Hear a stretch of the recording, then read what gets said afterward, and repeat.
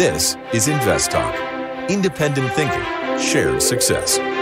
Justin Klein and Steve Peasley stand ready to take your finance and investment questions and share their unbiased answers. InvestTalk is made possible by KPP Financial, a registered investment advisor firm serving clients throughout the United States. The clarity for your path forward starts now. Here is KPP Chief Executive Officer, Financial Advisor, Justin Klein. Good afternoon, fellow investors, and welcome back to InvestTalk. This is our December 6th, 2023 edition. It is Wednesday, and like we do most Wednesdays, we have Luke Guerrero back with us. Thanks for being here, Luke. Thank you for having me. All right. Now, this is an hour for you, our listeners, and you are going to drive the conversation. Our job here is to help make you a better investor, help you take that next step in your journey. And it is a journey that can never stop. If you want to be good at it, you want to stay on top of the trends and the risks and rewards that are out there in the marketplace, you have to have some perspective, and we're going to give you that unbiased perspective developed over 20 plus years of investment experience. And we're going to run down the market performance today, but we're also going to hit some show topics. But first, we're going to answer our first caller question now. My question is, can you name for me the best low-risk ETF to put my money on, not rather than keep the money in the bank, on my account bank? I consider your opinion. Thank you so much again, and have a great day. So he wants a low-risk ETF. Did I hear that correctly, Luke? That's what I heard. So no equity is going to be low risk. Correct. Okay. And then you have to think about what type of risk you want to take within the fixed income world. And that also is low. So you want low default risk. And I'm assuming low duration risk as well. So to me, we use an ETF called SGOV, SGOV, which is the iShares 0 to 3 month Treasury bond ETF, just investing in very short-term treasuries. No credit risk there. Is that the first thing that came to mind for you, Luke? That's exactly what came to mind, because it seemed to me from the question that he was asking for an alternative to where to put his money to get some yield other than his bank account. So generally speaking, bank accounts should be low risk. Sometimes if you have them in Silicon Valley Bank, they are not low risk, but typically they are low risk. So I think that a 0 to 3 month short-term treasury bond ETF, you get some yield, good money market fund. That's about as low risk as you can get. Yeah. Technically, this is not a money market fund, but it's about the equivalent too. There's a little bit of duration there. Average duration, I think, is about 1 month, maybe a month and a half. But yeah, it's extremely low risk. So that's probably the way that I would go about redeploying some of that money in your bank accounts. All right, we now have a lot of ground to cover over the next 40 minutes or so. So our main focus point is set up by this story. Fed Chair Powell admits that inflation is easing, but downplays rate cuts. And we are just 1 week away from the next Fed meeting. So we're going to talk about interest rates and how inflation might affect maybe real estate and potential for the Federal Reserve to cut rates sometime next year. And we also have some voice bank questions we're going to get to. One is on buying stocks for an 11-year-old, as well as Verizon Communications. We also have some other topics. One is in regards to the private REITs. And yeah, we have some private REITs and what problems there are in that sector. We're going to talk about AI as well, and Google's Gemini, as well as how renewable energy is having some issues and coming to kind of come to Jesus moment within that environment as well. All right, let's pivot over though to our market performance for the day. And Luke, The market was mixed, but modestly down overall. You definitely had weakness in some of the bigger tech names. So you had Palantir down 6%, but crypto was up. Robinhood up 7% there. Let's see what else. Any other big movers that you saw? Nothing too crazy. I think the main focus today was primarily on the labor market again, with ADP private payrolls up 103,000 in November, but below the consensus. So that comes off of the heels of the jobs report, or rather the JOLTS report, the day before. So you saw the S&P 500 down about 40 basis points near its lowest levels, but the equal weighted index was flat. So like you said, some of those larger names that had an outsized November rally were down today. But from a broad perspective, it wasn't as bad as the top line number showed. Yeah, exactly. What was interesting today was mid caps did the best. They were roughly flat, whereas the large caps certainly had the weakest performance on the day, followed by the small caps. You had the dollar a bit stronger, which was interesting considering, like you said, that ADP number was fairly muted and below expectations, and that pertains to another weak jobs reports coming up on Friday. One thing of note, though, is I think there is the potential for the jobs number to beat expectations. And I think the reason I say that is because throughout the month of November, financial conditions eased. If you look at interest rates, pretty much the beginning of October was the start of that drop in interest rates.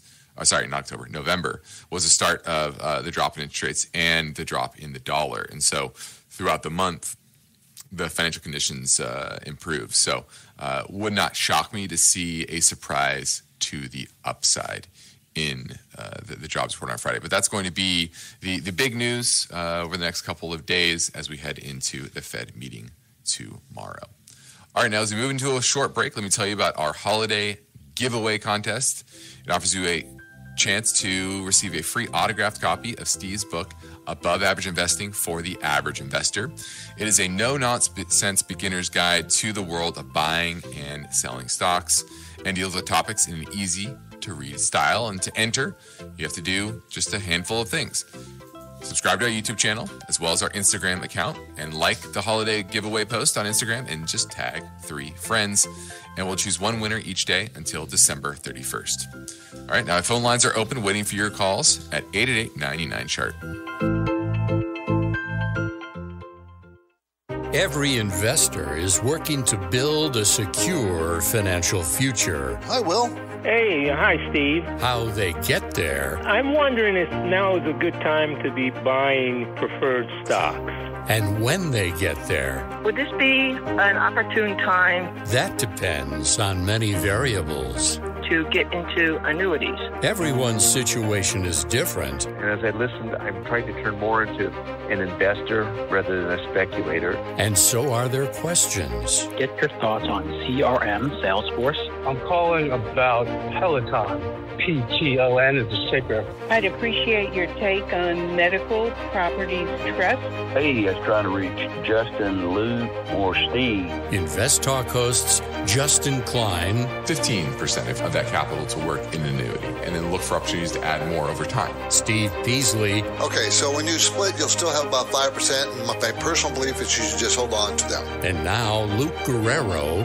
Figure out a way to diversify away that risk. That's always going to be beneficial. Are ready to provide their unbiased answers. All right, this is Boeing, a company that levered up its balance sheet to buy up tons of shares pre-pandemic. Each podcast is unique, and you set the agenda. I want to get your opinion on JP Morgan. InvestTalk is made better by the power of you. 888-99-CHART. This is InvestTalk. For serious investors, it's all about achieving financial freedom. That's why the unbiased guidance offered by Steve and Justin is so valuable. The InvestTalk Anytime listener lines are open now, and Steve and Justin welcome your questions. Call 888-99-CHART. Let's go talk to Sid. He is in North Carolina. Wants to talk about Dollar General. Do you own it or looking to buy it? Hi, Justin and Luke. Thank you for taking my call and all the guidance. It's a wonderful show and all the information. Yes, I am having a very small portion, less than 0.1, but I'm thinking of adding more because this is being down for 50-60% since last year. But recently it has already rated from $102 to now $130 plus. So if you think that all technicals and other details are great, is it a good entry point or in long term? What do you think? Thank you for your inputs.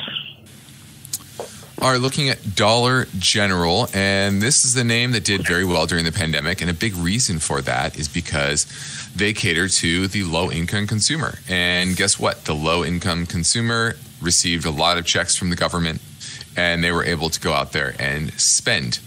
But all of that great business performance in 2021 and into 2022 has reversed, and its free cash flow now is at the lowest level in over a decade. So that's really the problem here. And if you think about the input costs, or you think of inflation, you think stores that are selling things for $1, margins are going to get squeezed. And then on top of that, you have labor shortages and the cost of labor for your low-end worker is going up as well. So I think what's happening here is margins are just declining pretty dramatically. And the question is, will that recover? I don't know, Luke, do you think this will eventually recover its level of previous profitability? Well, it looks like it's more reverting to the mean. So 2023 and 2024, it looks like it's projected to have earnings per share of $7.42 and $7.61 respectively. One big point of concern for me is also that they have about $18 billion in debt on a $29 billion company, so that doesn't look good as well.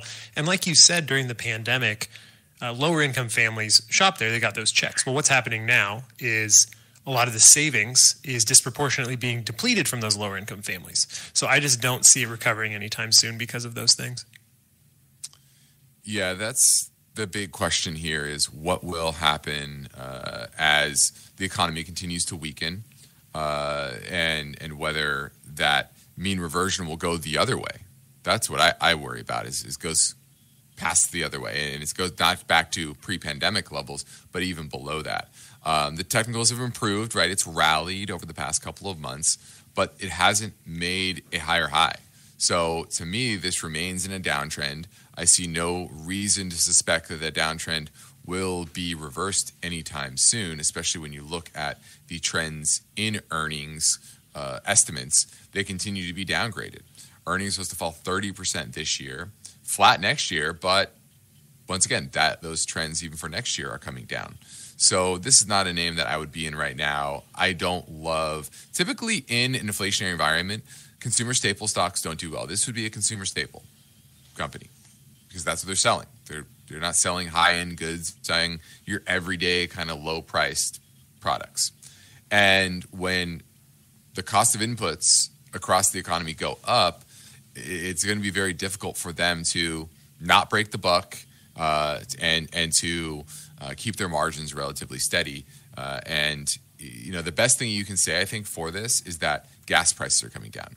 Typically, there is a correlation between gas prices and spending at these stores. Why? Because that brings discretionary spending up and down pretty dramatically when gas prices rise or fall.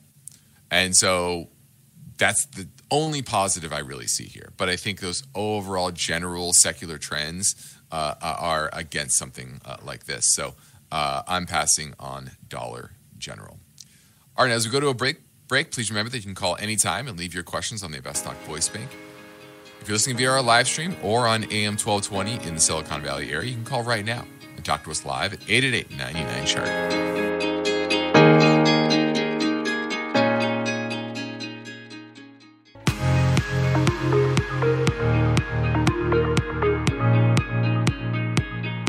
Justin Klein is here and ready to take your calls live. InvestTalk, 888-99-CHART. Our now main focus point is set up by this story headline, and that is Fed Chair Powell admits that inflation is easing, but downplays rate cuts. And we know that inflation has slow and steadily fallen. And the big question is, how much is that because of the Fed? How much is that supply chains just healing themselves over time? But what's most interesting is what Powell said recently. And that's one thing most people don't understand, is that they think that the Fed speaks every 6 weeks and that's how the market knows what's happening and what to expect. And the simple answer is that can be further from the truth. Both Jerome Powell, the Fed chair, as well as the other members, they speak all the time at economic clubs of St. Louis and at universities, et cetera. So this is something that is followed by markets. And recently Jerome Powell spoke at Spielman College in Atlanta, and he noted that over the last 6 months, and that's interesting here, is that while the headlines might say year over year, this is what the number is, it shows you that the Fed is actually focusing on short-term inflation numbers as well. And basically he said at 2.5% over the past 6 months, that's pretty close to their 2% target. But he said it would be premature to conclude with confidence that they are done raising rates and that there will be an easing cycle anytime soon. But Luke, that has not stopped the market from pricing in many rate cuts starting sometime next year and most likely in May. Is the market dumb for not taking Jerome Powell at his word? Well, I'm always a proponent of the bond market being a little bit dumber than people think it is. I think in this situation, you saw a massive fall in the 10-year yield that maybe is justified, but it doesn't make sense to me personally that you have some Wall Street firms suggesting that there might be 6 rate cuts next year when that doesn't seem to be where the Fed is. I mean, Fed Chair, or Governor Waller rather, said that he could possibly see some cuts as early as spring, and it seems that the market has interpreted that to be almost a 60% chance that there's a cut at the March meeting. So I think there's a little bit of a disjointed idea between these two, and maybe the market is over-exaggerating the chance of a cut in spring, but I certainly do see cuts next year, although maybe not on the consensus timeline of the market. Yeah, it's pretty interesting how rapidly the expectations in the markets have shifted from a potential rate. Basically, 3 months ago, we had potential of a rate increase by year end, and then keeping rates about these levels for the vast majority of next year. I think 3 months ago, there was a 1 cut by the end of the year. Now there's something like 6 cuts priced in through the end of the year, starting, like you said, in May. So in March, March, excuse me. That's a little extreme. It's a big swing on economic data that certainly is weak, but not drastically weak, not recessionary weak, but a continued slide into general weakness. And I don't think that is something that warrants as much of a shift in policy expectation. So, we'll know a lot more after this Friday's job number, as well as the Fed speak to close out the year next week. But yeah, it's quite perplexing to see the market move so dramatically, unless they think there's some sort of credit event coming. But if you look at the credit markets, that's not an issue, right? Credit spreads have actually tightened over the past 6 weeks or so, and near the lowest levels this year. So it's not like you're seeing a credit market event, unless, are we going to get another Silicon Valley type of event in the market, maybe surrounding commercial real estate? I don't think that's going to happen either. I don't know. What do you think could precipitate actually the Fed cutting? I don't think it's going to be subpar job numbers, right? No, I agree with you. The thing about credit events and why they tend to be so systematically dangerous is because you don't see them coming. So I think if people are factoring that into their decision making, that within the next 3 months there's going to be some sort of credit event to precipitate a quick cutting cycle, I think that may be a bad way to look at things. I think overall the message here is that forecasts this far out tend to be not as accurate as people would like you to believe they are. So this is making some base assumptions that will certainly change. I think when February rolls around, we should maybe lend some credence to the market's idea of what's going to happen in March. But there's still a lot of time. There's still a lot that can happen. And I just don't see a lot of accuracy. And really there can't be, because who knows what's going to happen with what's going to happen in a March meeting, which is 3 months away. Yeah, I think the best case for a Fed cutting cycle commencing in the first half of next year really has to do with the base effects. So as we get into next year, now suddenly you are looking at numbers in a year-over-year basis for the early part of this year, right after the Social Security beneficiaries received a 9% pay boost. The economy was relatively strong early in the year up until the the Silicon Valley banking crisis. But the market, the economy in general, didn't really have a lurch lower or anything like that in March. And in fact, in the summer, you had a reacceleration in GDP. So, I think as the year goes on, it might be more difficult to beat those the numbers from this year, earlier this year, and that could precipitate, hey, yes, the economy is falling into a recession, maybe a technical recession, and that could precipitate the Fed slowly, methodically lowering rates, but I don't think they're going to do it at a fast pace. And I think that's what I had the most issue with, is not just that the Fed is going to cut rates, but that it's going to do it at that pace, which I just don't think it will happen. All right, we're heading to a break, so give me a call now at 888-99-CHART. Well, December is here, and you might be looking for some creative and beneficial gift ideas. And that's where Rosetta Stone comes in. The holiday season is a special time, and maybe you want to connect more with family members, some of whom are not native English language speakers. Or you might be hoping to land a new job, and picking up a second language could make you a more competitive applicant. Or perhaps you have an upcoming international trip. There are many reasons to learn a new language, and Rosetta Stone is the world's most trusted language learning program. It teaches through immersion instead of memorizing and drilling vocabulary words. You learn by matching audio from native speakers to visuals, reading stories, and participating in dialogues. Rosetta Stone has a built-in, patented speech recognition engine called True Accent. So as you are practicing speaking, you'll get feedback on how well you are pronouncing words. Rosetta Stone can be used on desktop or as an app, or you can download lessons for offline use. Rosetta Stone helps you tap into your brain's innate ability to learn language. In fact, with millions of users, Rosetta Stone has helped all types of language learners reach their goals. Don't put off learning that new language. There's no better time than right now to get started. For a very limited time, InvestTalk listeners can get Rosetta Stone's lifetime membership for 50% off. That's 50% off unlimited access to 25 language courses for the rest of your life. Redeem your 50% off at rosettastone.com/today.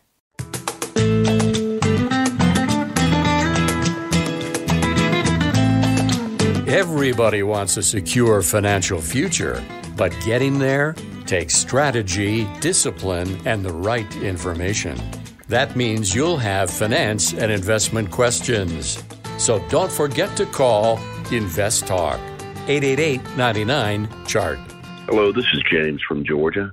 I was trying to contact you guys about Verizon communication. I've got it in both of my portfolios. I've got a rollover IRA and I have a standard account. Anyways, what I was thinking about doing, Zebra Technologies, ZBRA. I'm curious, do you think I would be more profitable, perhaps, increasing my position with ZBRA and maybe just selling off Verizon? I think I've got too much of it. I'll look for your answer. Sure appreciate the show. Hope you guys have a great day. Thank you. Well, he's looking at two very different companies and very different size companies as well. Verizon, obviously very large telecom name, hundreds of billions of dollars in market cap, whereas Zebra Technologies, kind of a mid-cap name, $12 billion market cap. And what they do is they make thermal transfer printers, RFI printer encoders, and it's a good business. It's a secular grower, and they did really well during the pandemic. You've definitely seen a reversion to the mean in earnings, but they have far less debt than Verizon, and that's what makes me lean towards, even though Zebra is smaller, that you're going to get a better balance sheet, a secular grower in Zebra, as opposed to something that's is part of a three-pronged, would that be oligopoly within the telecom space? Good company, but the growth just really isn't there, and they have a lot of debt. So I would pick Zebra over Verizon. What about you, Luke? Yeah, I agree. Verizon's been losing some market share for some time. Its stock price is certainly reflecting that as well. Both companies, their cash flow has been decreasing over the past couple of years, but in Zebra's case, they have pretty decent relative valuation, and although their net margin should shrink in the next year according to estimates, their earnings per share looks like it might go up according to the most recent estimates. So $9.79 in 2023 and $11.32 in 2024. I think generally speaking, when you think that you have too much in one company, you probably have too much in one company. So it's always a good idea to diversify. Yeah, and Verizon is going to be your classic duration type of equity. It's a duration trade because it has so much debt in its balance sheet, and because it's a dividend payer, low growth. It's going to do well if bonds do well, and it's not going to do well if bonds don't do well. And so it's rallied. So it's rallied from about $30 per share at its low back in October, now to $38.50 at the close today. So I would take advantage of this rally, trim into it. Maybe you're going to take some losses into year end as well, maybe some tax loss selling potential as well. And I would definitely be rather be upping my allocation to Zebra over Verizon. All right. Thanks for the call. Now let's touch a bit on the private REIT space and something called net asset value. Now, in the mutual fund world, which, Luke, you're very familiar with, there's a standard definition of what net asset value is. It's simple. What are the total assets within that fund? It's the value of that minus any potential liabilities, and you get a net asset value. But in the real estate world, especially the private non-traded REIT world, the type of REITs that are sold through your big brokerage firms and your quote-unquote advisor is collecting some sort of a commission, and they're going to give you a statement that says the value is X, but in reality, it's Y. And what Y is, we don't know. And neither do these companies, and they actually admit it. In fact, the largest private REIT out there, was the Brookstone B-REIT. Is it BlackRock. Private REIT. They say in their annual report, Luke, that NAV calculations are not governed by governmental or independent securities, financial or accounting rules or standards. And further, there are no accounting rules or standards that prescribe which components should be used in calculating NAV. And our NAV is not audited by our independent registered public accounting firm. Basically saying, we state the value of this fund based on however we want. Now, I don't want to say they make it up, but in some ways they make it up, right? Yeah, that's correct. And this is wild to me. This is something that I didn't even think about, because if you talk to any mutual fund manager, they'll tell you that NAV is critical because it's important for investors to know the value of what they're buying into or selling on any given day, which is partially true. The real reason is because mutual funds are governed by the Securities Act of 1940. And as such, it is a requirement under the law that the NAV matches the actual asset value of the fund. So much so that mutual funds that invest in international securities do something called a fair value adjustment. So any adjustment may be necessary to international securities if some market event while those individual local markets are closed may affect asset prices. So it's not even just the most recent value of securities, but they also make those fair value adjustments as well.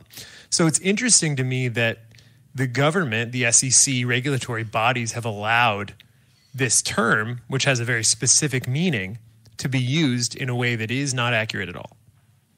Yeah, basically what you're saying is they shouldn't use the term NAV. It should be some other term that is widely known as not having a general standard. And it's pretty clear that this is becoming a problem because the average publicly traded REIT since the end of 2021 is down 25%. And the Blackstone Real Estate Income Trust is up 2% since then.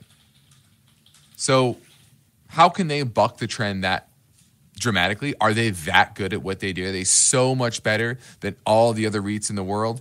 The simple answer is no, and that's why they have actually capped redemptions for 13 consecutive months, and they restrict withdrawals to 2% of NAV per month, basically saying you can only get 2% of your NAV out each month and cap 5% per quarter. And so it just shows you that these private securities that you go out there and buy, and they're going to be pitched well, and there's going to be this air of stability with them. But the reality of the underlying assets, and it's not just the private REITs, it can be private credit funds as well, where there's not a true transparent standard. These assets don't trade all the time like an equity, right? The most mutual funds out there, they're buying public equity so they can see every single day what the value is in the marketplace, whereas a lot of these don't. And so that's really the issue here is there's not a lot of transparency. There's a lot of skirting around the truth, I think, from a lot of the management as well as the salespeople in order to protect their businesses. And so just a warning out there, if you get pitched these names, you own some of them, you understand that what you're seeing on your screen or in your on your statement isn't always the truth. And honestly, when you actually go and sell it, from my experience, you get less than the NAV. You have to sell it at a discount. Yeah, right, and I do want to correct myself because I did mean the Investment Companies Act of 1940, but I like to pick overarching themes of these lessons. And for this one, it's that people are sometimes trying to sell you things. And the most important lesson that we always say is knowing what you own. So don't take what people say at face value. Exactly. Do your due diligence. All right. From time to time, we also receive InvestTalk questions via web form. So here's one that came in from Canada. Said, hey guys, I'm Canadian. I'm wondering if it's better to invest in a certain amount into my RRSP, the equivalent to a traditional IRA, to lower the amount of taxes I have to pay come tax time, or take the hit on taxes and invest until I cap out my TFSA, which is the Roth IRA equivalent in Canada. And this is simple. You can go watch our Roth versus traditional IRA video on our YouTube channel, and explains it more in depth, is simply what you put money into, whether that's the RRSP or the TFSA or the Roth IRA or a Roth traditional IRA or a Roth 401k or traditional 401k, is all about tax arbitrage. What is your tax today versus what you expect your tax rate to be in the future? And no one knows for sure what the tax rate will be in the future, but what your tax rate today is a pretty good guide. If it's a low tax rate, odds are good you want to max out your Roth contributions because you're effectively locking in the current tax rate. If you're in a high tax bracket and you expect in the future to be in a lower tax bracket, that happens to a lot of people, or maybe in their prime earnings years in their 40s and 50s and early 60s, and they expect once they retire, hey, I'm not earning any money, or maybe I'm just getting my Social Security or whatever, then that's when you do Roth conversions and things like that. So it's all about tax arbitrage. And I would say just think of your current tax rate and whether you want to lock that in or not. All right, we're deep into the fourth quarter, and heading into the end of the year. So I encourage you, if you are not prepared, don't feel like you're prepared to meet your goals, your proper investment strategy for 2024, I encourage you to reach out to myself at KAPP Financial, where we practice parallel investing, which means we invest right alongside our clients, and we operate the same philosophy as we do here on InvestTalk, which is independent thinking and shared success. So take advantage of our free portfolio review assessment via telephone or GoToMeeting. Just send us a message through our website on investtalk.com. Click on the portfolio review button on the top right of the screen. Now let's keep things moving and squeeze in another caller question now. Hello, Steve, Jason, and Luke. This is Powell calling from Davisburg, Maryland. I actually have a question on a stock I was researching for. Ticker symbol is DCI, Donaldson Company, Inc. I wanted to increase my exposure in industrials. I wanted to ask your guys' opinion because I always like to listen to it on the podcast, and I'm looking forward to it. Thank you. Bye-bye. All right, looking at Donaldson Company. Luke, this is actually one we discussed a couple weeks ago, right? Yeah, I believe so. Yeah. And it's in the industrial space. They manufacture air and liquid filtration systems for various industrial applications. Kind of in a small cap name, I would call it $7.4 billion market cap. And it's a very profitable name, return on equity 28% right now. Pretty much no debt on its balance sheet, very clean balance sheet. Enterprise value even about 13 times. I think ultimately we went with a different name, but I remember kind of liking this name overall. Yeah, if I recall, I did like this name overall. Its relative valuation is a little high for me right now. It's about a price to book of 6. Its net margins, though, are pretty steady and should be pretty steady going forward. And it's had some decent earnings upgrades over the past couple months. One thing that is probably a little alarming is its daily volume is pretty low. So its 30-day average daily volume is around $500,000. So that's shares. Sorry, 500,000 shares. Yeah, good correction. So that's a little lower than some of the similarly sized companies. That might be something to be concerned about, given that the volume at which something trades affects the spreads when you do end up buying or selling it, and that can in turn affect the price. But overall, the company seems to be pretty well run.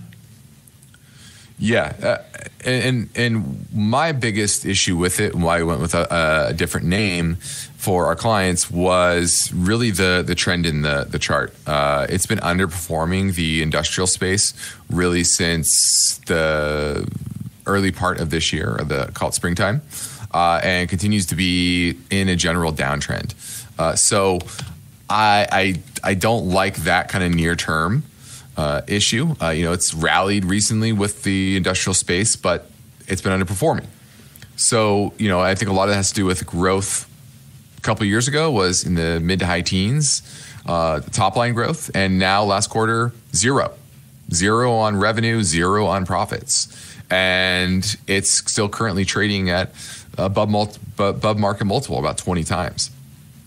So until the technicals improve, I wouldn't be jumping in here, but this does remain a name on our watch list, something to monitor for maybe improvements in the technical backdrop, and maybe buying that when that starts to improve. But until then, it just remains there. So good business. I like what you're looking at. So you're looking in the right vein, industrial name, good balance sheet, good long-term profitability. It's just not really lining up kind of near term for a potential purchase. So, but like the company, and love that you are asking about names that fit the type of businesses that are likely to do well in this era of regionalizing supply chain, shall we say. All right, now in the next Invest Talk, we'll look into the story behind this headline. In China, a record 8 million mortgages and loan defaults demonstrate a worsening economic crisis. Financial experts say that the figure highlights the depth of the country's economic downturn. that story tomorrow. But for now, I'm Justin Klein. I'm ready to take your calls at 888-99-CHART.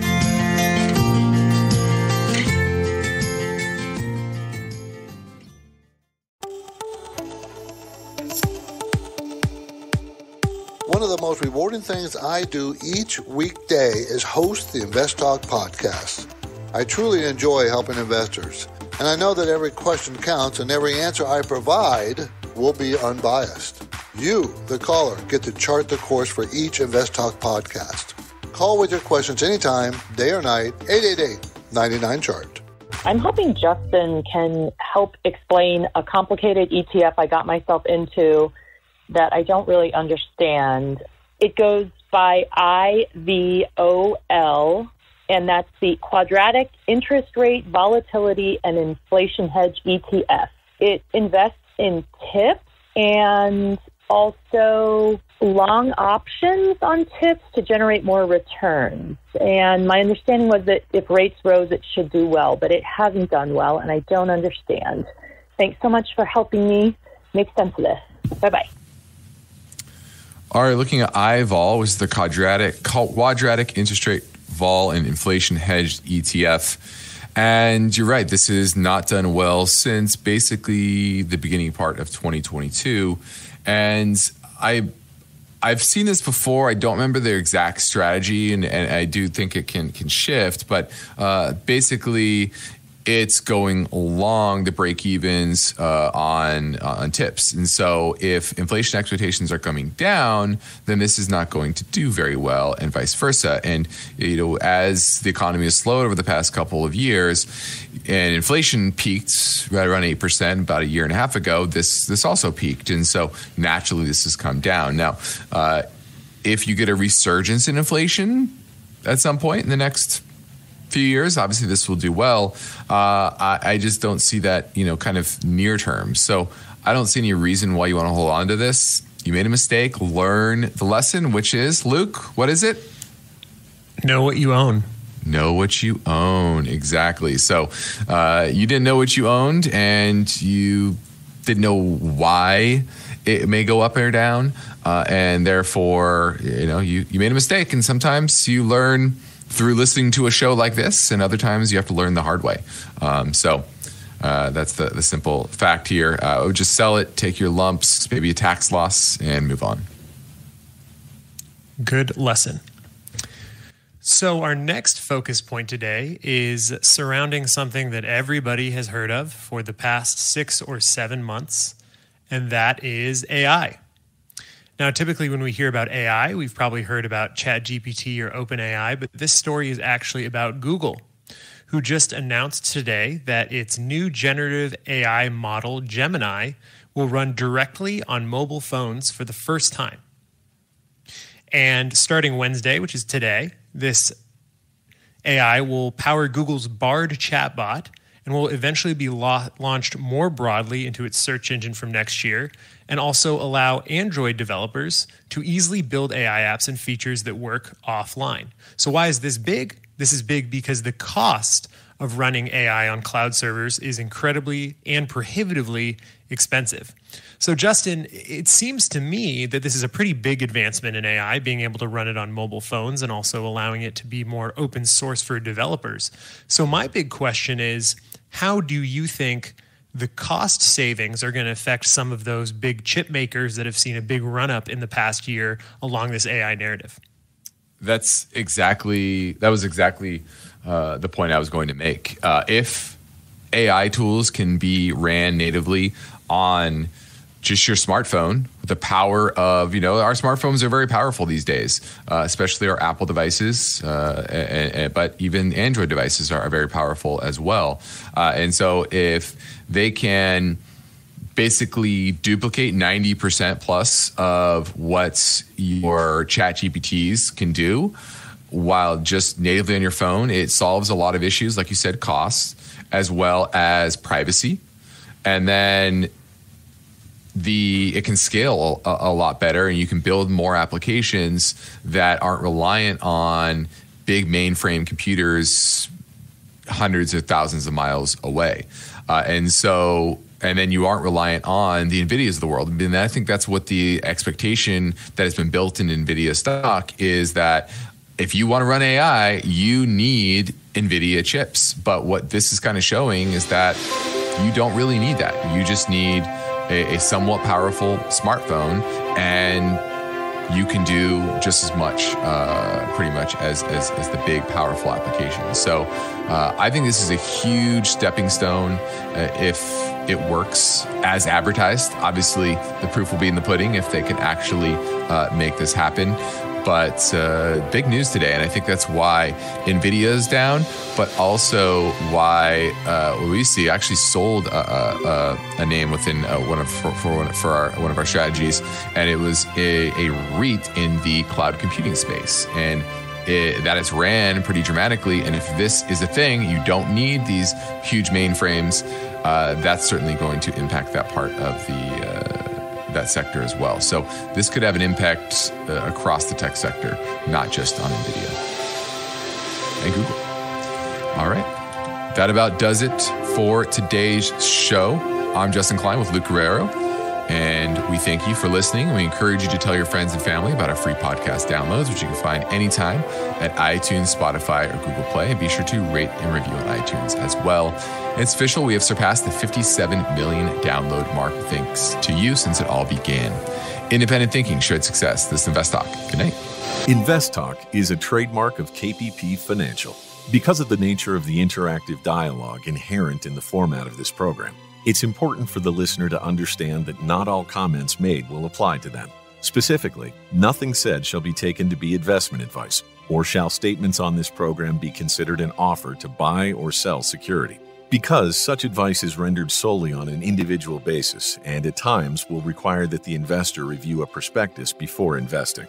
InvestTalk is a copyrighted program of Klein, Pavlis, and Peasley Financial, a registered investment advisor firm which retains all rights. For more information regarding KPP's investment advisors, call 1-800-557-5461. Steve Peasley is president, and Justin Klein is chief executive officer of Klein, Pavlis, and Peasley Financial. Thank you for listening, and your comments and questions are welcome on our 24-hour listener line at 888-99-CHART.